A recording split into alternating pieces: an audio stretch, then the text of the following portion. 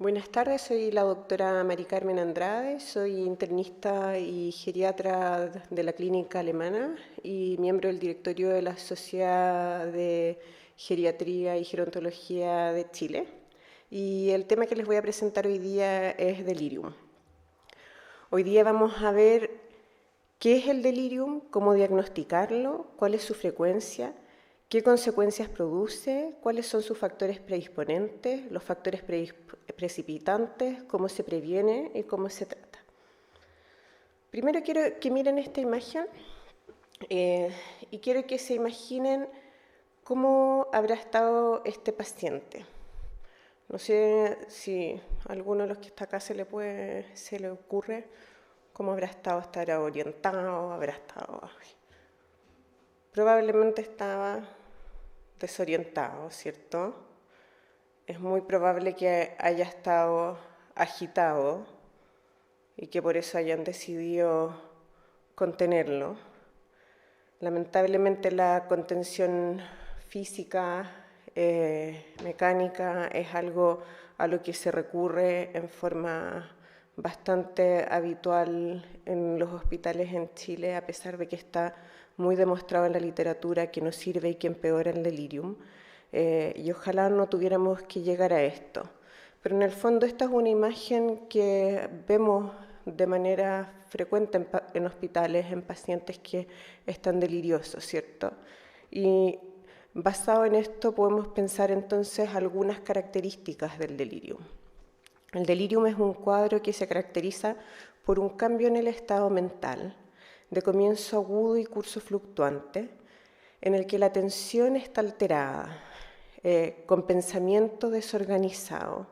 Habitualmente hay desorientación temporoespacial, pueden haber alucinaciones e ideas delirantes, y es muy frecuente que haya alteración del ritmo sueño-vigilia. Es el típico paciente que en el día duerme, en la noche se despierta, se agita.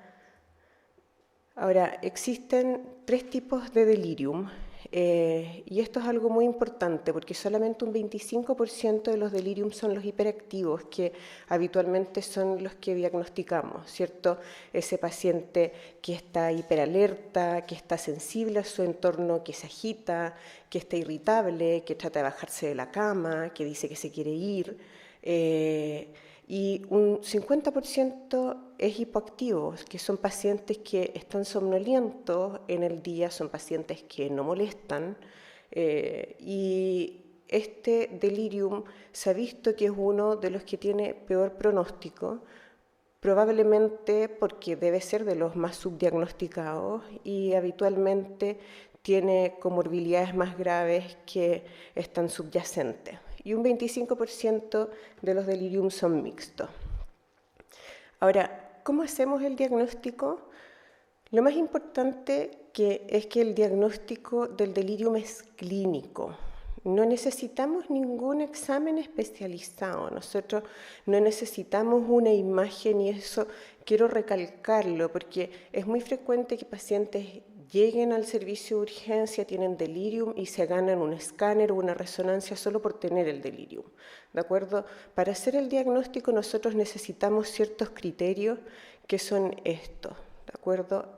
Los criterios del CAM, que significa Confusion Assessment Method, que son 4 criterios. El primero es la alteración de conciencia de comienzo agudo y curso fluctuante. Y este es habitualmente información que obtenemos de la familia, ¿cierto? Este compromiso de conciencia que tiene el paciente o esta alteración es algo agudo, el paciente es así. A veces nos confundimos porque tenemos pacientes, por ejemplo, con demencia, que les preguntamos la fecha y no saben qué fecha es, o le preguntamos dónde están y no saben dónde están porque tienen una demencia de base, ¿cierto? Pero la familia es la que nos va a dar la información de si ese paciente está distinto a su basal. Hay veces que la familia dice, doctora, la verdad es que mi mamá nunca sabe la fecha, pero es primera vez que no me reconoce, por ejemplo. Entonces, esa información que nos va a dar la familia nos va a servir para ver si es que el paciente está distinto a su basal, ¿de acuerdo?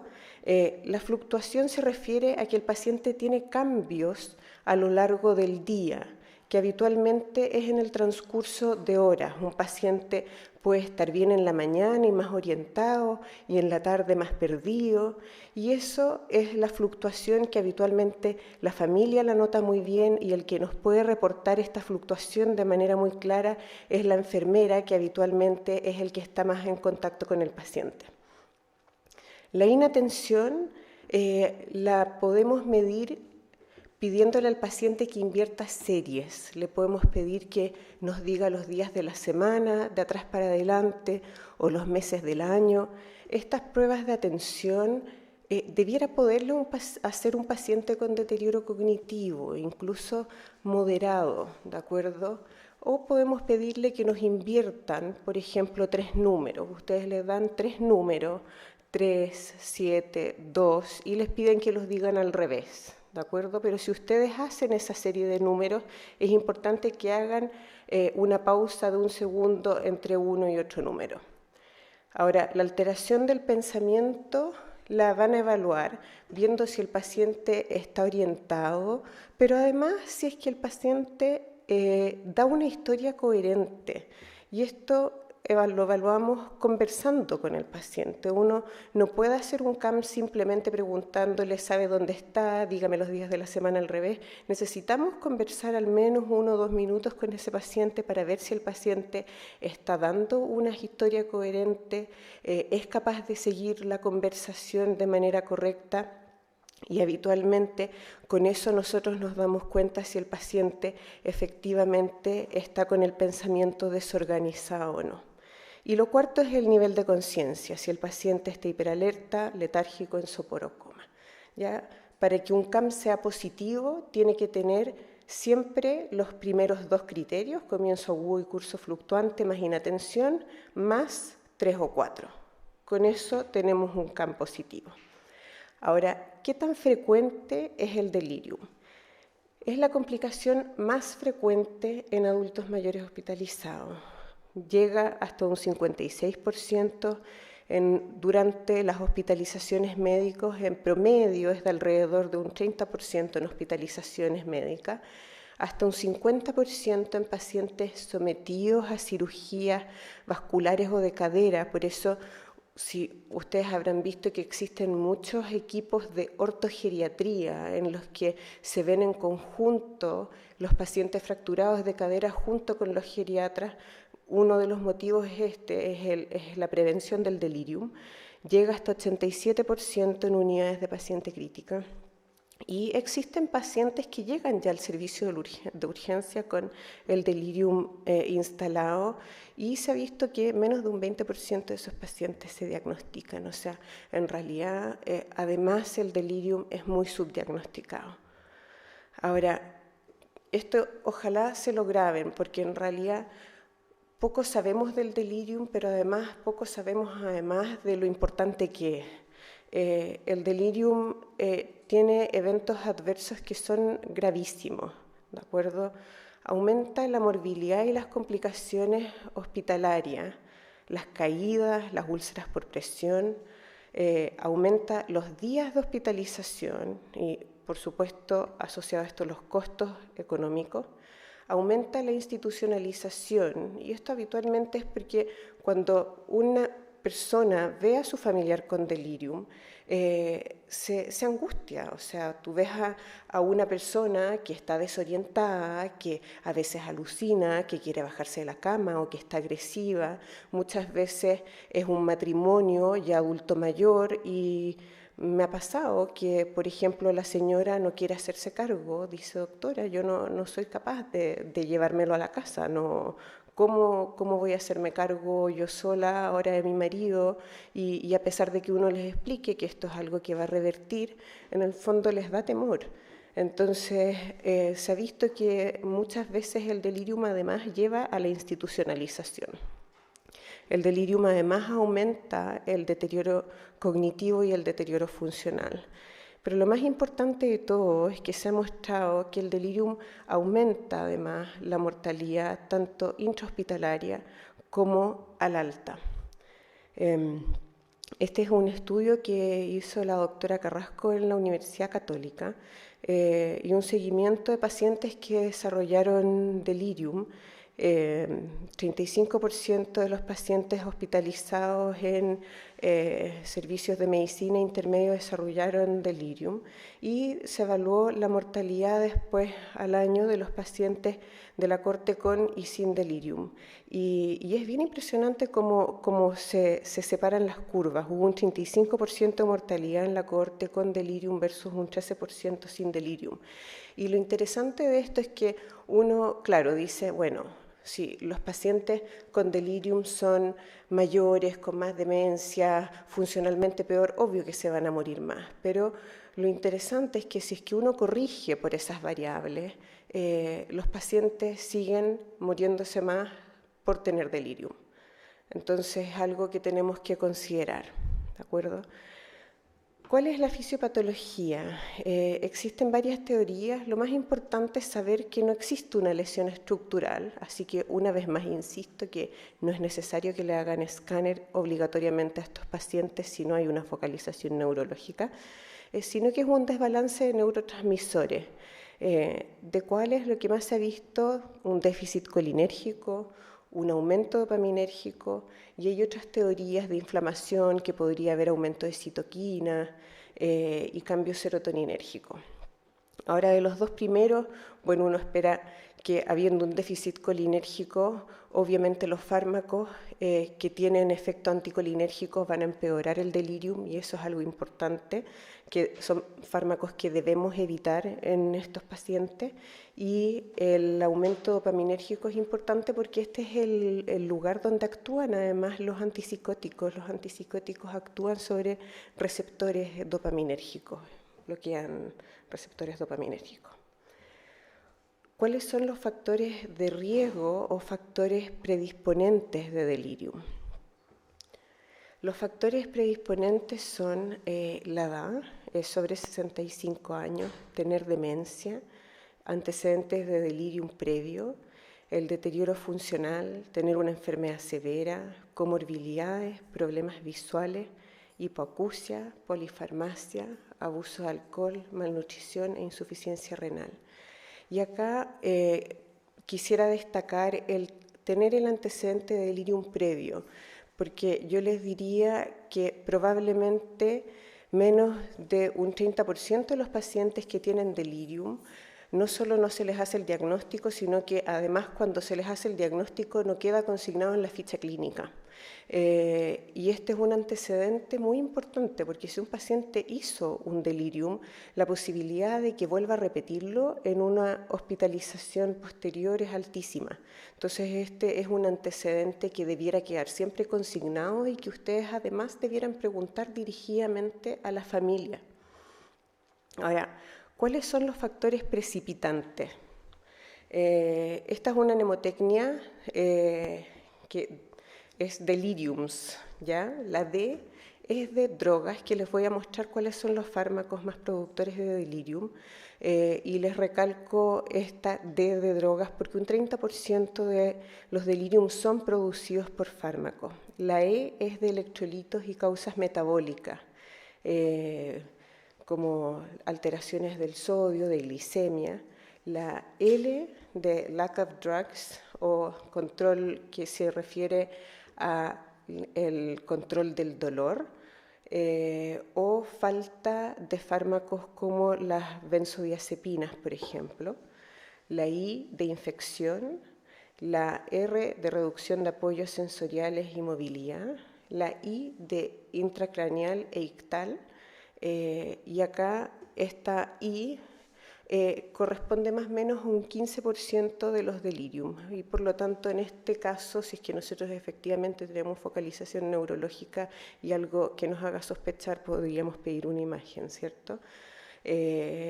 La U de retención urinaria o fecal, este es una causa muy importante de delirium a la que ustedes tienen que estar atentos. O sea, pacientes hacen delirium por fecaloma y por retención urinaria. la M de miocardio pulmonar, arritmias, infartos, insuficiencias cardíacas, y la S es de cirugía, cirugías principalmente vasculares y fracturas de cadera. Y un 50% de los deliriums son multifactoriales. Ahora, la solicitud de exámenes de laboratorio, nosotros debemos hacerla dirigida a nuestra sospecha diagnóstica.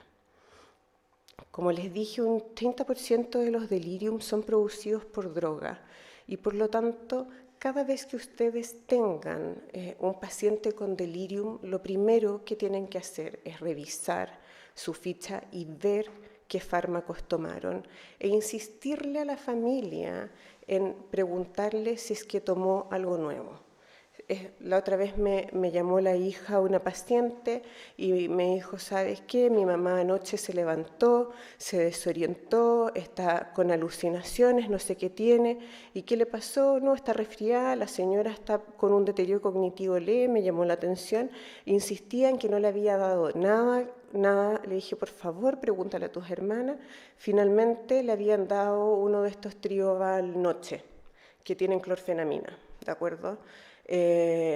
La clorfenamina es un antihistamínico que tiene un efecto anticolinérgico muy importante. No deben dar clorfenamina para hacer dormir a los pacientes. Un adulto mayor que recibe clorfenamina lo pueden hacer desorientarse solamente por ese fármaco, ¿ya? Los fármacos anticolinérgicos en general pueden inducir delirium o empeorarlo. ¿Qué fármacos tienen efectos anticolinérgicos? Los conocemos, pero los vamos a nombrar. Antiespasmódicos, como el Viadil que ocupamos para los dolores abdominales, buscapina, y antiespasmódicos de vías urinarias también, los que se ocupan, por ejemplo, para la incontinencia urinaria. Los relajantes musculares, como la ciclobenzaprina, los antidepresivos tricíclicos, y antihistamínicos como la clorfenamina, la hidroxicina, y los medicamentos que ocupan los gastroenterólogos, ranitidina y famotidina para recubrimiento gástrico, ¿de acuerdo? Opioides, benzodiazepinas, también producen delirium. Las benzodiazepinas, sobre todo de vía media más larga, como el diazepam y el clordiazepóxido. Los corticoides, anticonvulsivantes como el fenobarbital y la fenitoína, dopaminérgicos, y hay algunos estudios cada vez más con quinolona. Ahora, el laboratorio que vamos a hacer para un paciente con delirium en general va a ir dirigido a buscar la causa gatillante. Por lo tanto, si un paciente empezó con confusión y tiene síntomas urinarios y fiebre, obviamente vamos a hacerle examen de orina y vamos a buscar parámetros inflamatorios. Pero en el fondo este es más o menos un laboratorio básico que uno haría en un paciente con delirium, ¿de acuerdo? Un poco buscando estas mismas causas de la mnemotecnia deliriums. Y laboratorio adicional podemos hacer según el paciente. TAC cerebral, si es que hay sospecha de lesión intracerebral, si es que el paciente tiene focalización neurológica.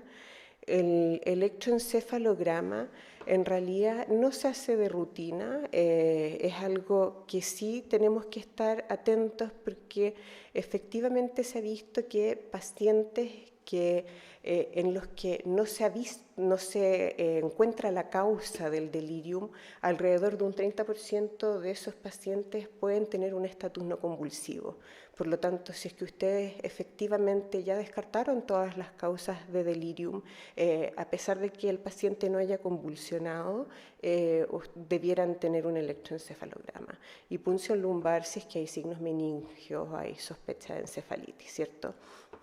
Ahora, este es el modelo de delirium y acá esto es importante que lo tengan en cuenta, y es que en el fondo tenemos, como revisamos recién, factores predisponentes y factores precipitantes, ¿cierto? Los factores predisponentes se refieren a qué tan vulnerable es el paciente y por lo tanto, mientras más factores predisponentes, va a ser más vulnerable ese paciente. Si ustedes tienen un paciente de 85 años que tiene una demencia, que tiene alteraciones visuales, que tiene falla renal, va a bastar una noxa muy pequeñita para que genere delirium. Ese paciente tal vez va a bastarle la hospitalización o una influenza para que haga un delirium. Por otro lado, si es que tienes un paciente poco vulnerable, que puede ser un paciente joven que entra a UCI con una pancreatitis, vas a necesitar un insulto mucho más grande para que ese paciente desarrolle delirium. ¿De acuerdo? Ahora, probablemente lo más importante de esta charla es que 40% de los delirium se pueden prevenir y por lo tanto la prevención es primordial.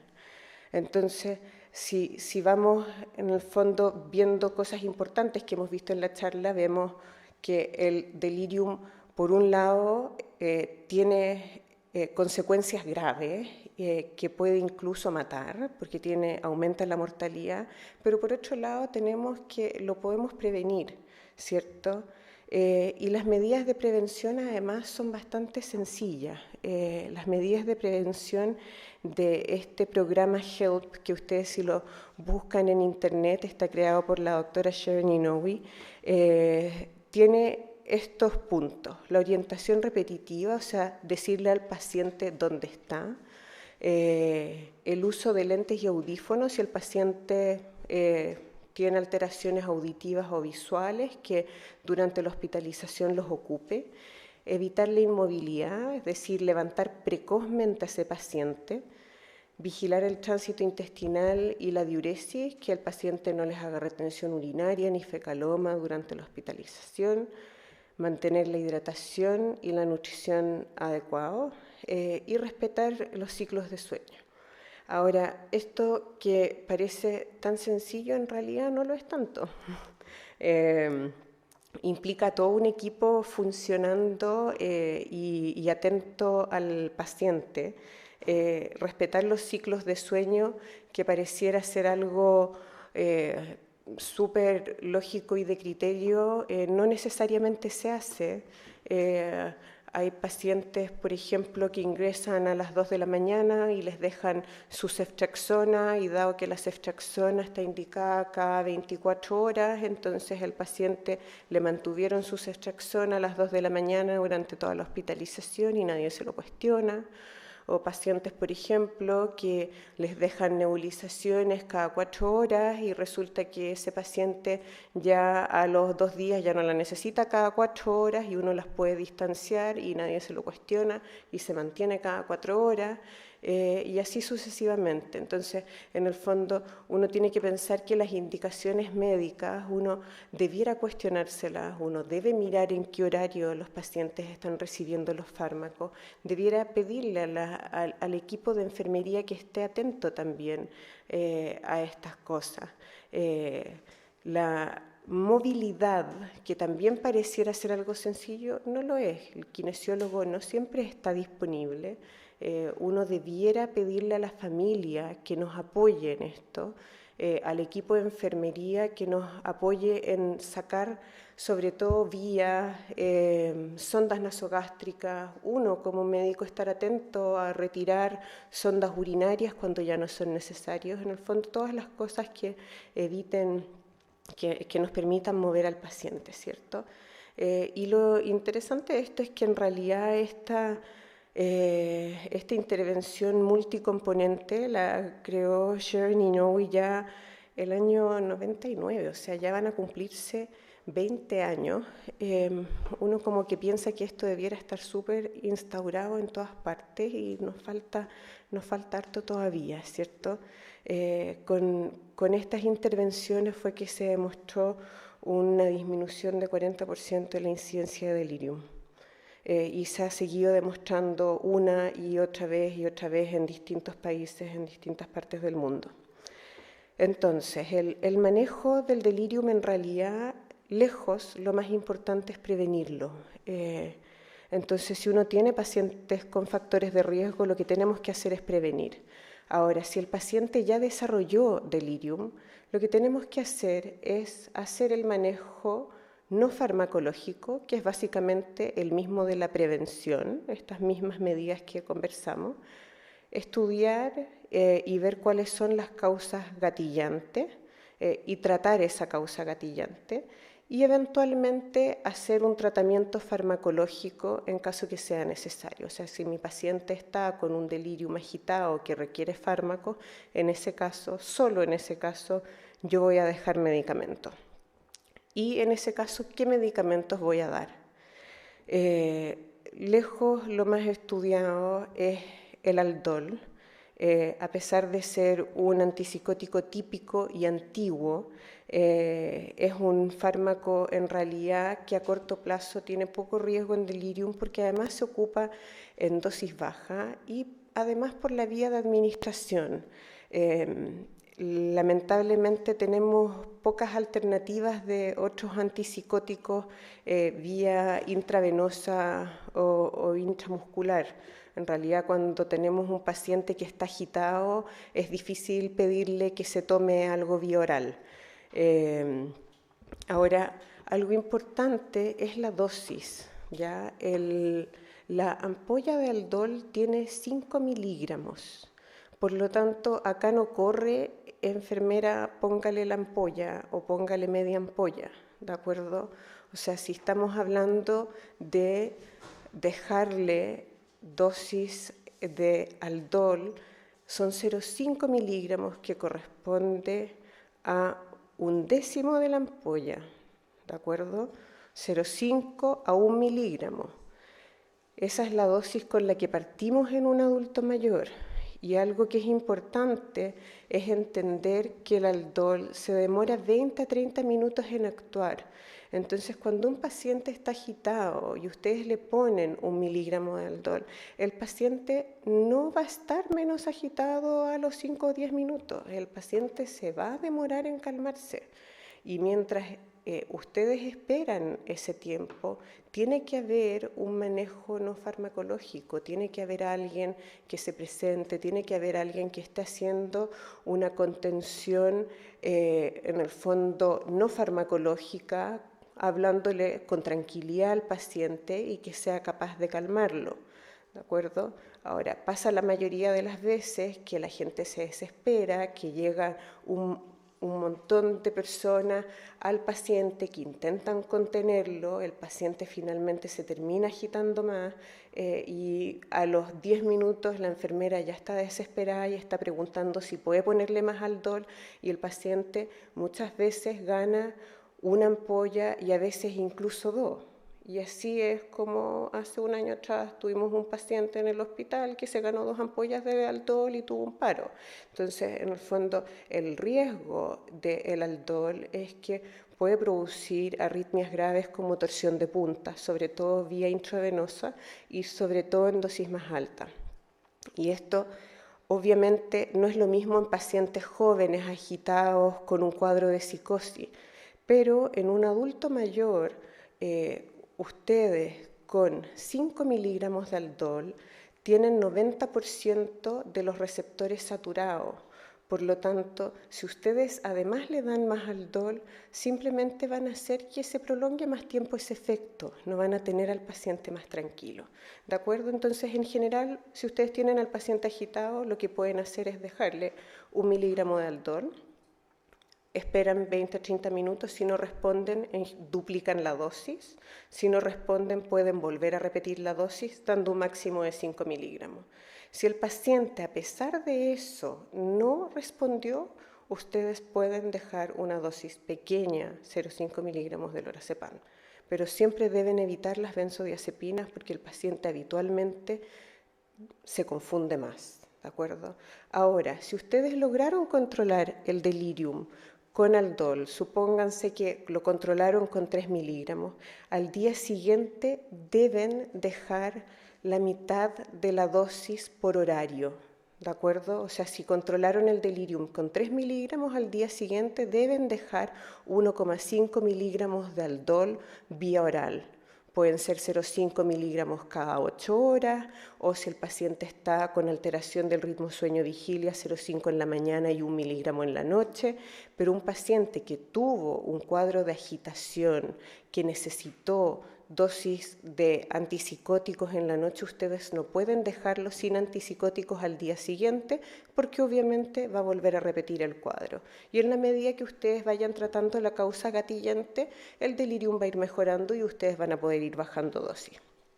Otras alternativas farmacológicas son la risperidona, la quetiapina, la olanzapina, que ahora hay un Zyprexa Sidis que es sublingual, que también es otra alternativa en el fondo a estos pacientes. Ahora, las benzodiazepinas en realidad se ha visto que producen más efecto paradojal y mayor depresión respiratoria, pero hay pacientes en los que sí puede estar indicado. Por ejemplo, pacientes que tienen delirium por deprivación. Si ustedes saben que ese paciente ha suspendido alcohol o benzodiazepinas, probablemente les convenga más dejar alprazolam inicialmente en vez de aldol, pacientes que tengan antecedentes de neuroléptico maligno o pacientes que tengan antecedentes de demencia por cuerpos de Levy o Parkinson, porque en general estos pacientes hacen reacciones paradojales a los antipsicóticos. Y la contención debiera ser la última medida. Está muy demostrado que los pacientes, cuando se contienen, en realidad el delirium aumenta. Está muy claro que la contención física además no disminuye las caídas y en realidad no ayuda con ninguna otra medida. Ahora, ¿cuánto dura el delirium? El delirium puede durar días, en realidad semanas y hasta meses después del alta. Los pacientes con delirium por ese motivo deben controlarse después del alta.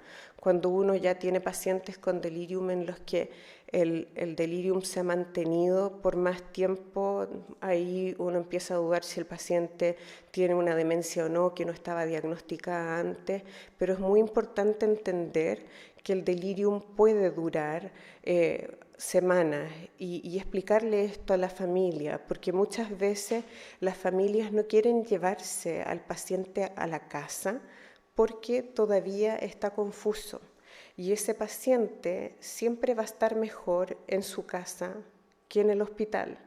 Habitualmente los pacientes, cuando ya vuelven a su entorno, tienden a estar mejor y a orientarse más rápido, y estando en el hospital eso no ocurre. Entonces uno debe explicarle a la familia que esto va a demorar más tiempo y que la verdad es que no, estando tratada la causa gatillante y no habiendo más motivo de delirium, el paciente debe irse a la casa. Entonces, en resumen, el delirium es frecuente, el diagnóstico es clínico, es una complicación grave que es prevenible en algunos casos. El manejo es identificar la causa y tratarlo, el manejo ambiental, el manejo farmacológico si lo requiere y realizar seguimiento. ¿Alguien tiene alguna pregunta? Pregunta para la doctora Andrade.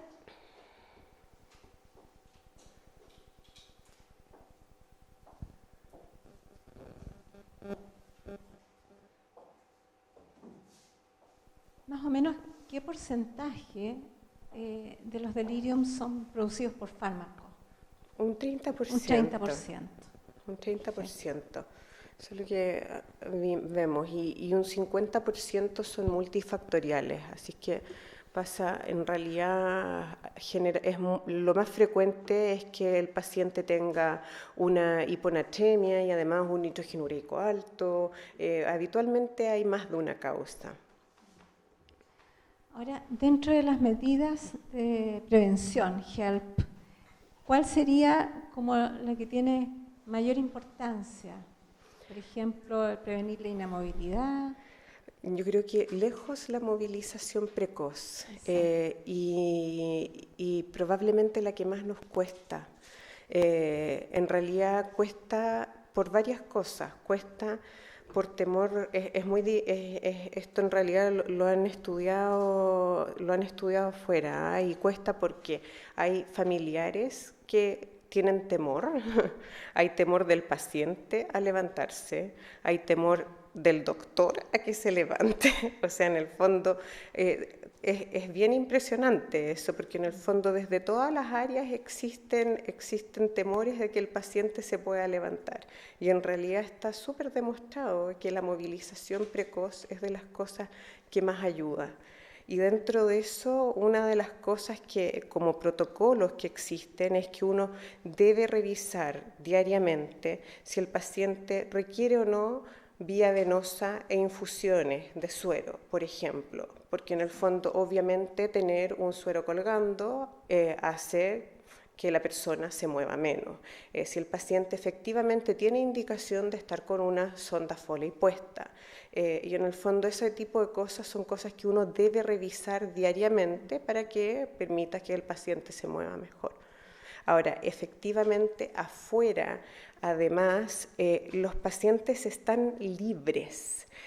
Nosotros acá en Chile tenemos mucha contención física preventiva, que se llama. Tenemos muchos pacientes en los que se les contiene como por disminuir el riesgo de caídas. Eso no existe afuera. Desde los años 80 en Estados Unidos se eliminó la contención física. O sea, los pacientes con riesgo de caída están con camas bajas, sin ningún tipo de contención, no tienen barandas, porque se considera contención física el tener barandas, por lo tanto no tienen barandas. Y si es que el paciente quiere moverse, se asume que un paciente con delirium, por ejemplo, va a querer moverse más.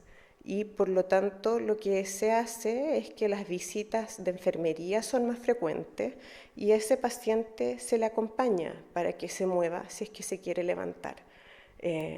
Acá hacemos todo lo contrario.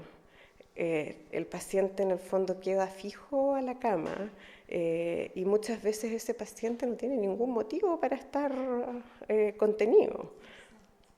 Entonces, la movilización para nosotros es realmente un tema difícil de lograr. Es mucho más difícil que afuera. Qué importante, ¿no? Sí. Extremadamente importante. ¿Más preguntas para la doctora Andrade? Bueno, vamos a agradecer su excelente presentación con un muy fuerte aplauso. Muchas gracias. Gracias.